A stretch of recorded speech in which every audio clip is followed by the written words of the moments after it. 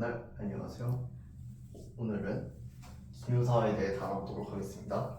기묘사화는 이제 조선시대에 일어난 네 번의 사화 중에서 세 번째 사화에 해당하고요. 중종조에 일어났습니다. 사화 중 이제 가장 중요하고 유명하게 다뤄지는 사화입니다. 그 이유는 이 사화에서 이제 당한 인물이 굉장히 유명한 인물이기 때문인데요. 조광조라고 하는 사람인데 아마 다들 아실 겁니다. 자, 그렇다면 이제 기묘사화가 무엇이고 어떻게 진행되었는지 알아보도록 하겠습니다. 자, 일단 배경. 자, 중종이었죠. 아까 중종 전의 왕이 누구였냐면 연산군이었습니다. 유명하죠. 연산군 폭군으로 매우 유명합니다. 두 번의 사화, 무오사화와 갑자사화를 일으킨 연산군. 갑자사화 이후에 이제 급격하게 망나가기 시작했는데 이걸 보다 못한 신하들이 중종 반정을 일으키게 되고 연산군을 폐위한 뒤 중종을 이제 왕으로 옹립하게 됩니다. 자, 그러면서 이 중종이 올라왔는데 사실상 중종은 그냥 집에서 잠자고 있다가 일어나 보니까 갑자기 폐하 이렇게 된 거 아닙니까? 그러니까 사실상 중종은 큰 실권이 없었어요. 이제 그 당시에 모든 권력들은 사실상 이제 중종 반정에 성공한 이제 대신들이 되었죠. 이제 훈구파들이 이제 다시 집권을 하게 됩니다. 유명한 사람이 3명 있는데 박원종, 성희안, 유순정. 여기 3명이 제일 유명한데요. 어쨌든 간에 이렇게 일이 이제 중종 반정을 일으키고 난 뒤 사실상 중종은 허수아비고 얘들이 이제 다 해먹는 그런 그림이 그려지게 됩니다. 그러다가 이제 얘들이 하나둘씩 죽습니다. 박원종이 죽더니 그 다음 유순정이 가고 성희안이 가고 하나둘씩 죽어요. 얘들이 자연사합니다. 그러면서 한국 공신 세력들이 슬슬 좀 밀려나게 되고 이제 중종 그의 대치 세력을 찾게 되죠. 중종 같은 경우에는 아무래도 이제 자기가 반정으로 인해 왕이 되었다 보니까 좀 불안했어요. 뭔가 자기를 지켜줄 그런 사람이 필요한 상황이었습니다. 그래서 믿고 의지했던 박원종, 성희안, 유순정이 다 가버리니까 중종 입장에서는 불안했던 것 같아요. 그리고 박원종, 성희안, 유순정이 있을 때도 좀 작은 좀 사건들이 몇 개 있었거든요. 짜잘한 게. 그러다 보니까 이제 중종 입장에서 많이 위기감을 느끼고 있었는데 이때 등장한 사람이 바로 조광조였습니다. 자, 조광조 같은 경우에는 이게 어떻게 되냐면은 그 살인파가 있거든요.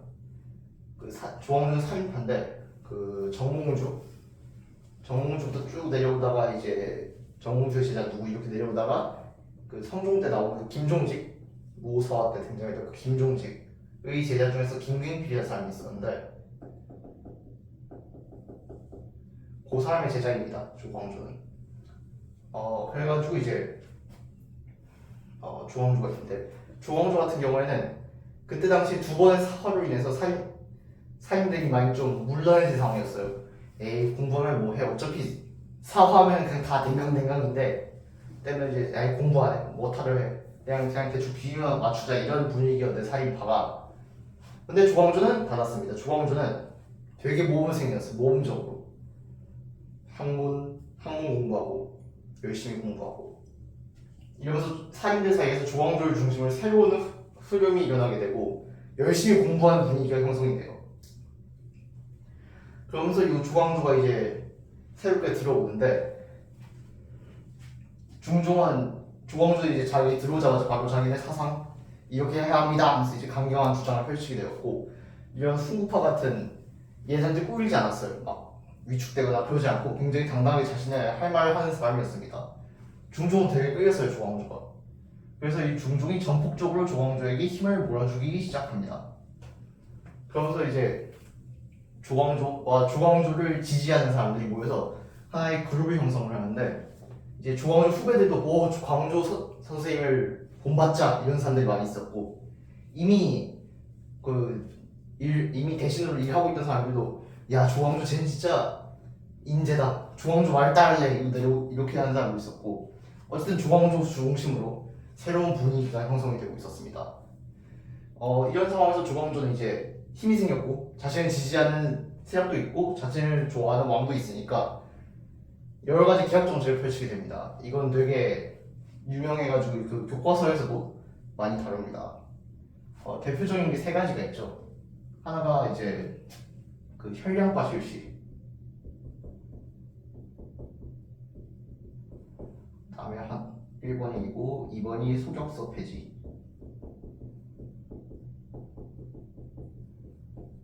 세 번째가 위훈철폐입니다.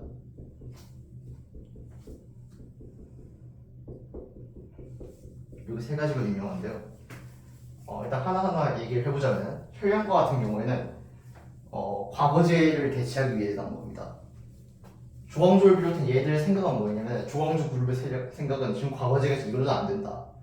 과거제가 지금 보면은 시험 볼 때 막 그러니까 시험 볼 때 얘가 얼마나 똑똑한 줄만 보지 얘가 얼마나 덕이 있는 사람인지를 알 수가 없다 라고 얘기를 한 거죠. 그러니까 과거제로는 인재를 다 뽑을 수가 없어. 이거는 안 된다. 과거에서 막 시 잘 짓고 막 지금의 정책에 대해 어떤지 서술하시고 그런 게 있는데 문장 능력, 그 다음에 뭐 아이디어 뭐 이런 거만 보지 이 사람이 얼마나 덕이 있고 이제 막 서로 안 싸우고 되게 잘할 그런 사람인지를 판단하지 못한다고 본 거죠 얘들. 그래서 이제 얘들은 과거제 없애고 이 혈량과를 쉬우시죠. 이게 뭐냐면은 추천제입니다. 추천제. 저쪽 지방에 되게 공부 열심히 하고 덕이 높고 유명한 뭐 임영준이 있는데 등용하시죠. 그러면 이제 임영준이 직접 중종에 면접 보는 겁니다. 대충 뭐 이런 식으로 시험 없이 되게 다이렉트로 이제 인재를 꽂아 넣는 거였는데 일단 이 혈량과고요. 두 번째가 소격서 폐지인데 이 소격서가 뭐냐면은 도교 관련된 행사를 되게 주최하는 곳이에요. 그러니까 뭐 제사 지내고 이런 거. 도교라는 게 또 있어요. 그게 도교 관련된 전문 기관인데 조광조 같은 경우에는 독실한 성리학만이 있어야 된다. 그래서 이런 느낌이었어요. 그러니까 얘는 불교도 되게 싫어했거든요. 불교. 근데 도교도 싫어했어요.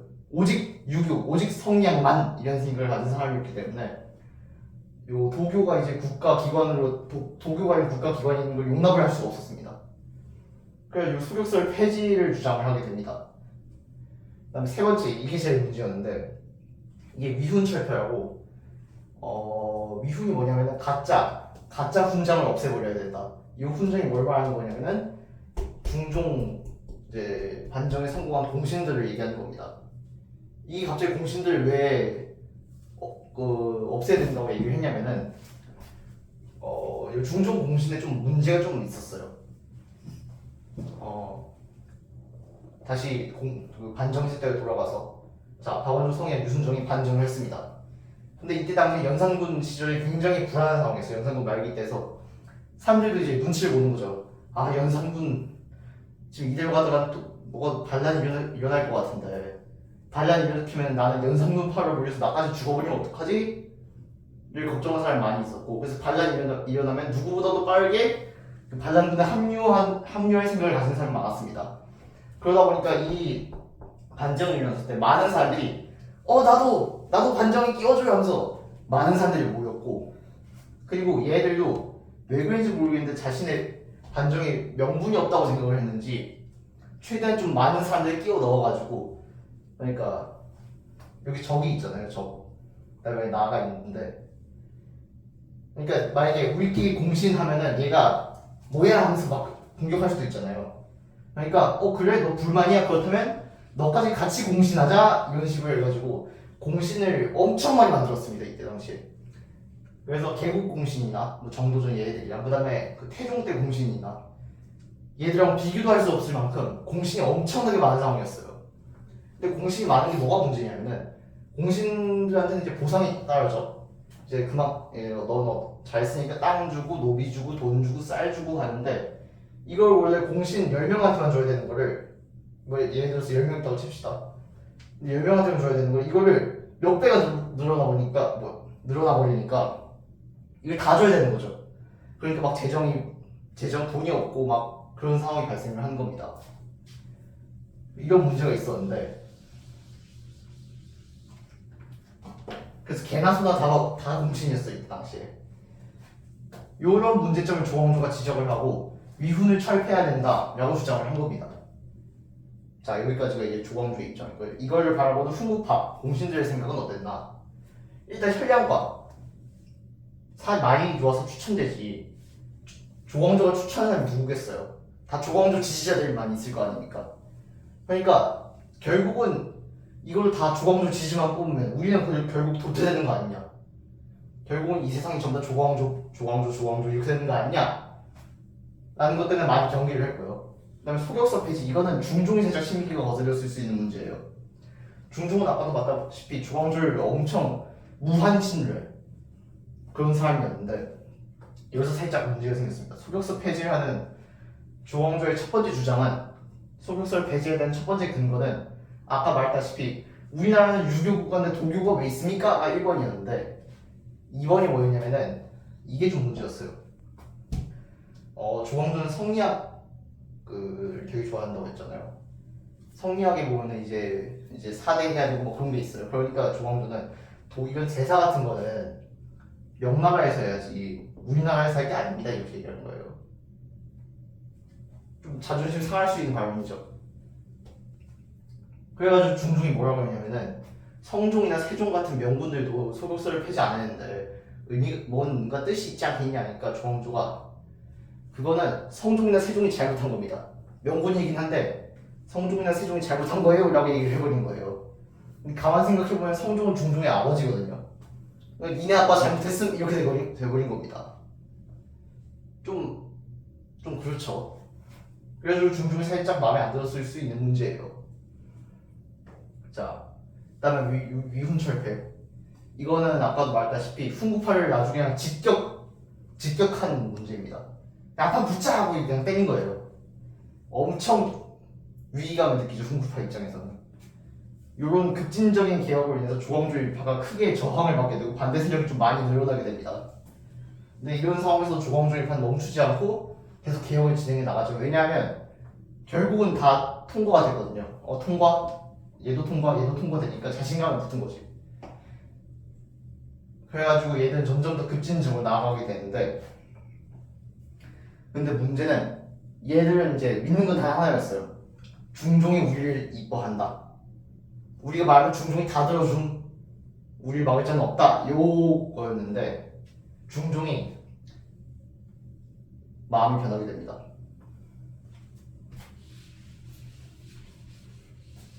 자, 전기에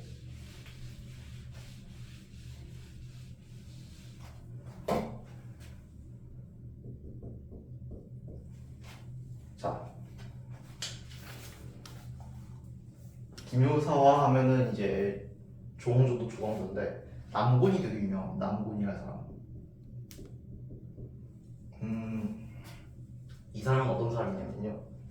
조광조가 등장하기 전 굉장히 차세대 우와 신진이야 라고 불리는 사람이었습니다. 젊은 내가 기대되는 인재 이런 타이틀을 원래 조광조 대신 이 사람이 맡고 있었어요. 그래서 굉장히 이제 총망받는 이제 신진이었는데 조광조가 등장하면서 밀렸어요 얘가. 그리고 밀리고는 그 남군이 또 이제 되게 잘 아는 게 이 사람이 글을 그렇게 잘 썼대요. 되게 그 당시에 문장가로 되게 유명했는데 아까 말했다시피 조광조 일파는 문장과 시나 문장 같은 걸 혐오하는 애들입니다. 아니 학자라면 공부하고 책 보고 공부를 해야지 시나 문장이 뭐 하는 거야 이게가 얘들 스탠스였기 때문에 남고는 얘들한테 우호적으로 했어요. 조광조 많이 오십니다 이런 식으로 했는데 얘들이 남고를 되게 안 좋아했어요. 근데 문제는 얘들이 뭔가 잘못해서 싫어한 게 아니라 그냥 자기하고 입장이 달라서 싫어했다는 게 문제였습니다. 남곤 일파가 있는데 남곤처럼 유련한 애들이 남곤, 신정, 이행 이런 사람들이었는데 이 사람들 전부 다 그 당시에 총망받는 인재들이었지만 조광조의 등장으로 갑자기 훈구파의 수장들이 되어버렸어요. 갑자기 밀려서. 남고는 이게 남곤이 기묘사화를 일으켰다고 이제 많이들 보는데, 그래서 남곤을 훈구파의 수장으로 하는 사람들이 많이 있습니다. 근데 남곤은 훈구파는 아니거든요. 아까 말했다시피 총망반은 살인파였어요. 이게 훈구하고 살인이 되게 애매합니다. 훈구가 원래 시작이 그 한 명의 개들이 시작이거든요. 수양대군에 막 직권을 도운 애들. 그 다음에 이제 중종 반정 도운 애들, 그런 애들 훈구파라고 부르는데, 남고는 그 중종 반정 도운 개들이랑 사이 별로 안 좋았습니다. 애매해요. 이 훈구파 살인파를 확 가르기가. 살인파 중에서 좀 나이 있는 살인파가 있을 수도 있고 뭐 그런 거다 보니까, 그래서 남고를 훈구파라고 보는 거 좀 애매합니다. 그래서 이게 훈구파가 살인을 탄압했다 해서 사화긴 한데 좀 애매합니다. 이게 어쨌든 간에 뭐 그렇고, 어쨌든 이렇게 밀려난 남곤, 남곤의 친구 중에서 아까 나왔던 그 신정이 되게 남곤이랑 친했거든요. 얘들이 이제 얘기를 합니다. 우리가 어쩌다 이렇게 되냐. 갑자기 얘가 나와서 우리 다 밀려났어. 어떻게 하면 좋아? 라고 하니까 신정이 그러니까 남군이 그래도 우리가 어떻게 할 방법이 있겠지 해가지고 얘들이 누굴 찾아가냐면은 홍경주라는 사람을 찾아갑니다.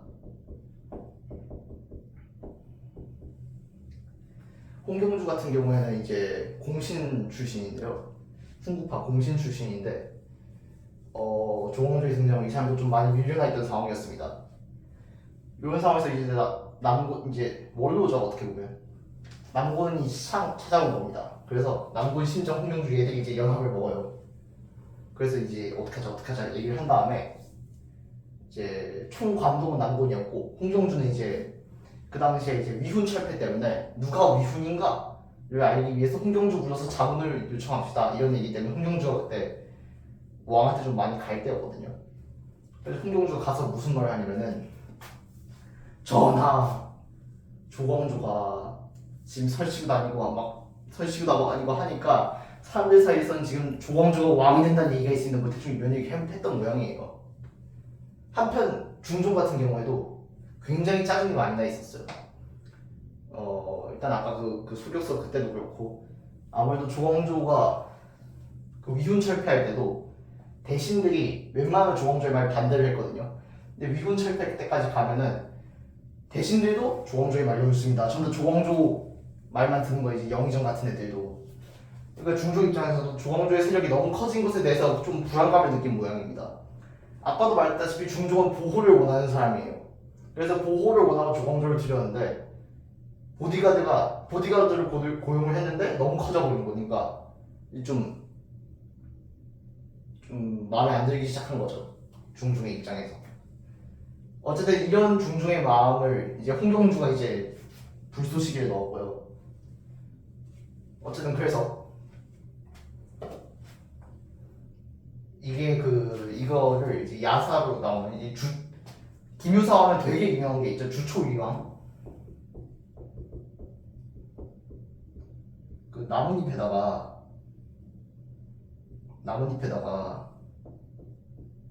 그 꿀 발라가지고 애벌레한테 먹게 해서 여기다 주초위왕 쓴 다음에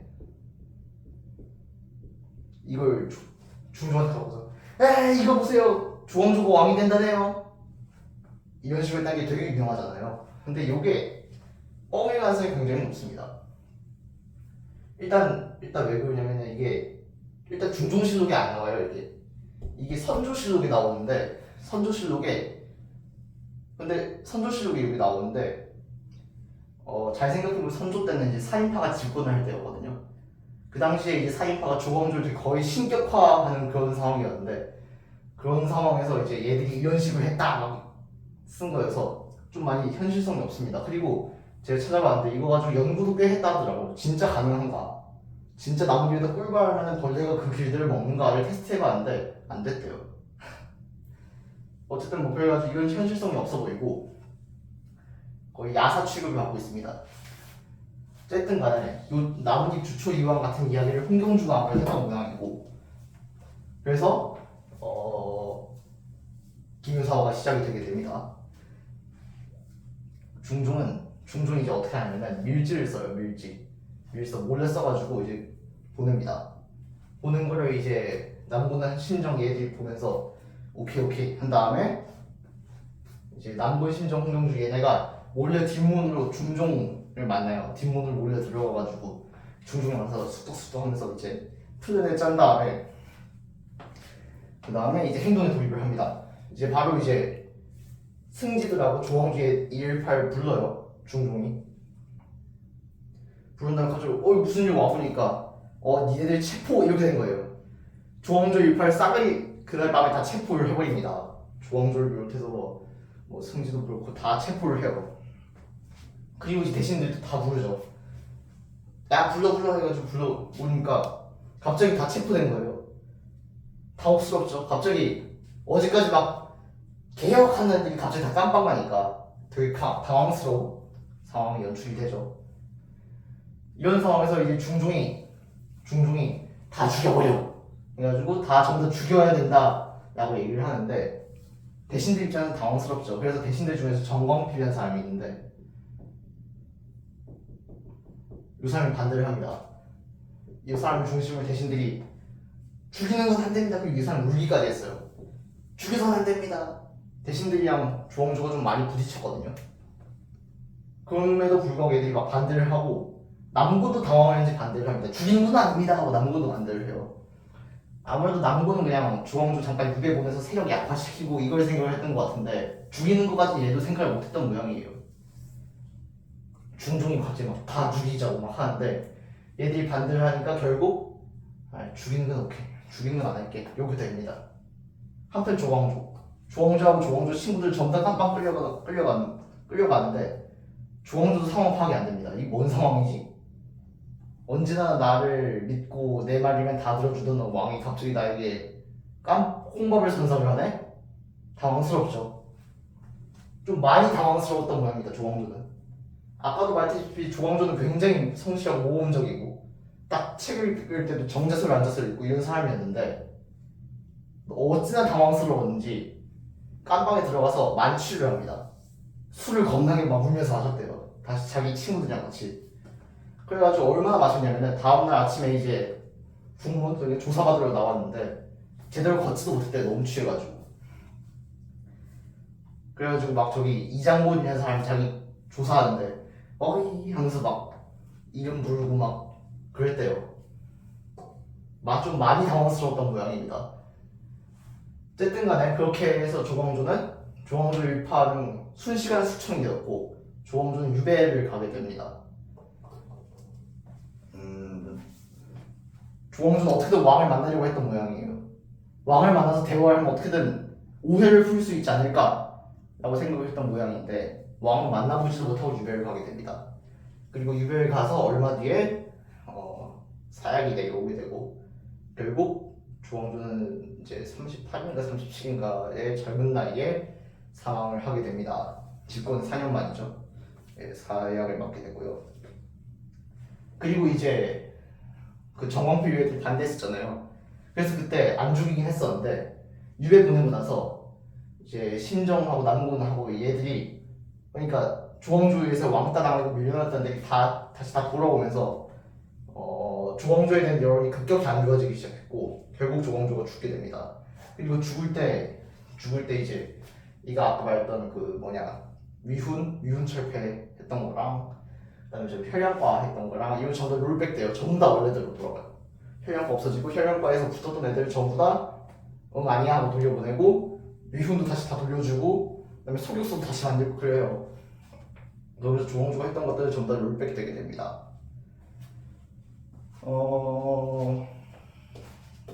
이후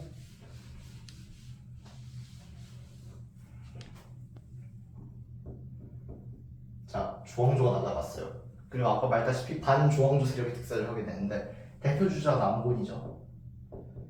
그 다음에 남곤 친구 신정, 그 다음에 이행, 이항 이런 사람들이 집권을 하게 됩니다. 아까 나도 홍경주는 얼마 뒤에 죽어버려요. 나이 들어서. 근데 남군 같은 경우에는 근데 이 사람들이 되게 나쁘게 평가되거든요. 나중에 실록 쓸 때 보면은 전부 다 욕심만 많아가지고 막 질투심에 조왕조를 죽여버리고 간신 중에 간신이 이렇게 되는데 이유가 나중에 이제 나중에 선조 때 들어서 살인파가 집권을 하잖아요. 살인의 원수들 아닙니까?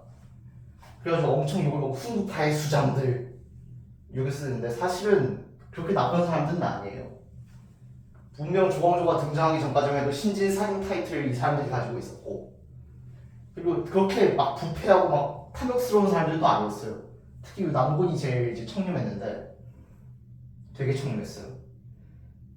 되게 집도 되게 평범하게 하고, 보통 이제 권력자분 대신들 보면은 막 집 막 대궐처럼 꾸며놓고 막 그러는데 그런 것 없이 되게 청렴했다고 합니다. 그리고 남군, 아까 말했다시피 남군은 주홍조를 딱히 죽일 마음은 없었던 것 같아요. 주홍조를 좀 밀어내고 자신의 입지를 차지해야지 대충 뭐 이 정도 생각만 했던 것 같은데 죽어버리면서 보면은 주홍조가 죽었다고 했을 때 그 정광필, 아까 나왔던 정광필이 울었다는 얘기가 있어요. 그리고 그 옆에 남군도 울었다고 나옵니다. 주홍조가 죽었을 때 남군도 울었대요. 그런 걸 봐서 남군은, 그리고 이제 남군도 많이 후회를 했어요. 일이 있고 나서, 김효사가 있고 나서. 원래 다 공부한 분위기였댔잖아, 조광조 때문에. 근데 다 퇴보합니다. 에이, 공부하면 뭐해, 조광조 시험 죽는데 이러면서 다시 사람들이 다 공부 놓고 하니까 이런 문제를 남군도 인식을 하긴 했는데, 되게 유능하기도 했는데 뭐 어쩔 수가 없죠. 자기가 한 거니까. 많이 후회했다고 하더라고요. 그랬고, 요 중에서 남곤이 제일 먼저 죽습니다. 이후에 이제 얼마 안 있어 남곤이 죽고 신정, 이행, 이항 이 사람들이 권력을 잡는데요. 이 사람들은 아까 말했다시피 되게 청렴하고 그런 사람들이긴 한데 남곤에 비해서 좀 리더십이나 뭔가 권신으로서의 그런 게 포스가 좀 떨어지는 사람들이었어요. 그러다가 나중에 이제 김한로라는 사람이 등장을 하는데, 이 사람은 남곤이 살아생전에 위험하다 여기가지고 유배 보냈거든요. 그랬다 이제 남군 죽고 김한로가 복귀하면서 얘를 다 쓸어버리고 권력을 잡게 됩니다. 어쨌든 뭐 이렇게 되고요. 자, 여기서 우리가 주목해봐야 되는 인물이 하나 있는데요. 여기까지가 이제 김효서와 이제 사건이 있고, 주목해봐야 되는 인물이 중종인데 좀 많이 당황스럽죠. 좀 많이 대신들 다 당황했고, 남군도 당황했고, 조광조 다 당황했어요. 왜 그랬을까요? 중종이 조광조한테 막 모든 걸 다 위임했죠. 이것도 하고 걔가 다 들어줄게 이랬는데 어느 순간 갑자기 마음을 확 돌변하고 다 죽여버렸습니다. 중종이 나중에 이런 모습을 한 번 더 보이는데, 아까 말했던 김한로도 똑같은 식으로 처형당했습니다. 중종이 김한로한테 우와 하고 권력을 몰아줬다가 나중에 확 마음을 틀어버리고 순식간에 김한로를 죽여버려요. 중종이 전매 특허인데요. 이게 권력을 엄청 몰아줬다가 순식간에 그냥 죽여버리기. 중종이 이걸 잘했는데 왜 그랬는지는 사람들 사이에 말이 많아요. 그러니까 분명 보디가드를 만들려고 했던 건 맞는 것 같은데 힘을 너무 몰아주니까 얘가 너무 커져버리니까 무서워 하고 죽여버리고, 살짝 이런 스타일이었던 것 같습니다. 어쨌든 간에 아까도 말했다시피 남곤하고 얘들이 이제 주역이라고 불리긴 하는데, 아까도 말했다시피 남곤은 죽일 생각은 없었던 것 같아요. 거기서 이제 유일하게 조광조를 죽여야 된다고 얘기를 했던 사람은 중종밖에 없었고요. 제일 열정적으로 조광조 일파를 날려버리려고 했던 것도 중종이었습니다. 그래서 옛날 그 주초위원 나뭇잎 그거 할 때는 훈구파가 조광조를 날려버렸지, 그들의 대장은 남곤이지, 걔들이 뭐 중종을 협박했네 뭐 이런 말들이 있었는데, 요즘 들어서는 중종이 다 있구나 이런 평가가 지배적입니다. 그러니까 김효서와는 언뜻 보면 훈구파가 살인파를 해친 것처럼 보이지만 실상은 중종이 다 했다. 중종이 군대 보내고, 중종이 계획자, 그러니까 중종이 죽이다 명령하고 중종이 다 했습니다. 사실상 좀 많이 변덕이 심했던 것 같기도 하고요. 아무래도 이런 건 자기가 반정으로 이제 집권했다 보니까 좀 나도 혹시 반정으로 나가게 될 수 있지 않을까 이런 불안감이 좀 컸던 것 같습니다. 어쨌든 간에 이렇게 해서 세 번째 사화, 기묘사화에 대한 정리를 마치도록 하겠습니다. 감사합니다.